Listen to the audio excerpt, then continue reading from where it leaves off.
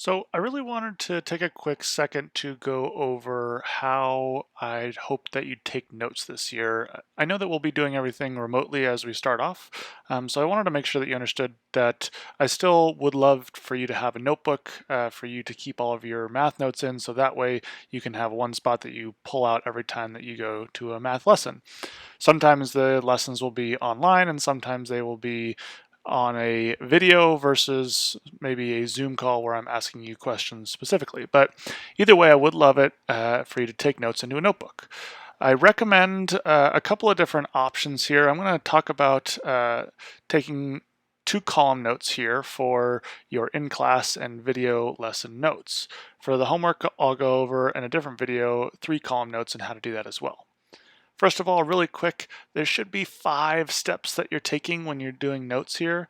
We're going to talk the majority of the time about the first step in just taking the notes. But after you're done taking the notes, you're also supposed to take some time to process them, connect the thinking, summarize and reflect, and then apply the learning. And we'll talk about those in just a second. Starting off with taking the notes, let's say that we had a question that I posted in a video that said Tom had 114 baseball cards and he kept 10 and shared the rest evenly among his 8 friends. How many baseball cards did each friend get? So in this 2 column notes, I have it set up with a small column on the left here labeled SIS for super important stuff like a formula or anything that's super helpful. I'll jot it down on this side here. The right side I just called lesson, whatever lesson we're on, and any notes originally the first time, any math that I'm doing that I need to write down, I'm going to do on this right side. So this taking note step, I'm just going to go ahead and try and answer this question by writing down the numbers and doing the math.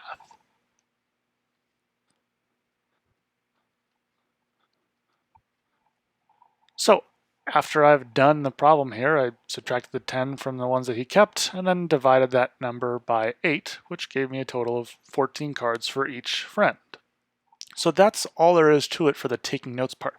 It's all in this big column that you've created here. The processing the notes, that's saying, okay, maybe what kind of math are we needing to do, or what's a good formula that you've created from this in here. So in this one here, we need to know how to do long division. We all know subtraction, but something that's going to be important is long division if we're asking questions like this in the lesson.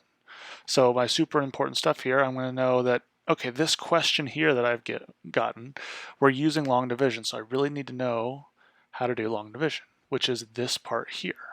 Processing the notes also can look like you circling or highlighting or coloring any piece of your original note taking.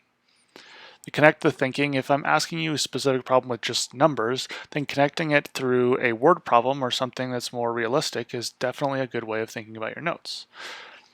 At the end of a lesson, often I'll ask you to write a summary or just a takeaway from the day. Often I'll have you draw a line under any of the notes that you've taken, and then you just summarize all the important stuff that you learned throughout the day, or if there's anything new that you took away from the lesson.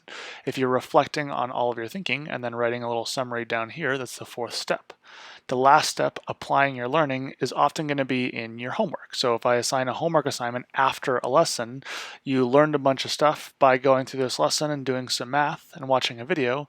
Then if I assign you a Google form, you're going to apply that learning by doing the important things that you learned in the problems given on the assignments.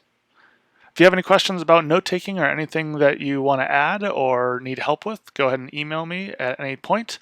Otherwise, good luck and happy note-taking.